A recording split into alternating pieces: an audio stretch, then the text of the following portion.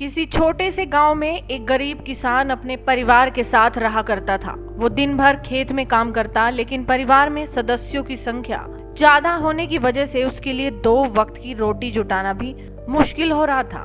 अपनी इस लाचारी को देखते हुए किसान हमेशा दुखी रहता और पैसा कमाने के नए नए तरीकों के बारे में सोचता रहता। उसकी इस हालत को देखते हुए उसके एक दोस्त ने उसे खेती के साथ मुर्गी पालने का सुझाव दिया। उसके दोस्त ने कहा कि अगर तुम खेती के साथ साथ मुर्गी के अंडे बेचोगे तो तुम्हारी कमाई अच्छी होगी। इससे तुम अपने परिवार को भरपेट खाना खिला पाओगे। ये सुनकर किसान खुश तो हुआ, लेकिन उसके पास मुर्गी खरीदने के भी पैसे नहीं थे। किसान की बात सुनकर उसका दोस्त बोला, भाई इतना भी परेशान होने की जरूरत नहीं, थोड़े पैसे मुझसे ले लो और 2-4 मुर्गी खरीद लो। बाद में जब पैसे आ जाएं तो मुझे मेरे पैसे लौटा देना। उसकी ये बात सुनकर किसान राजी हो गया और कुछ पैसे दोस्त से ले लिए। अगले दिन किसान पैसे लेकर बाजार की ओर निकल पड़ता है।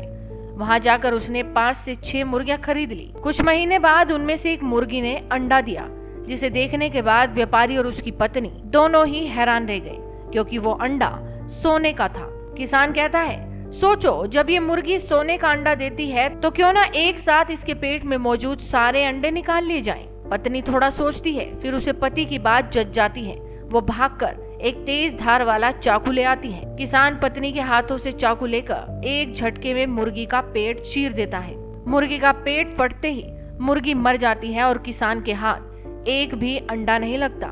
ये देखकर किसान और उसकी पत्नी को अपने किए पर बहुत पछतावा होता है। सोने का अंडा देने वाली मुर्गी की कहानी से हमें ये सीख मिलती है कि किसी भी मनुष्य को जितना है उतने में ही संतोष करना चाहिए। लालच कभी भी नहीं करना चाहिए, क्योंकि लालच बुरी बला है। तो आपको कैसी लगी ये कहानी?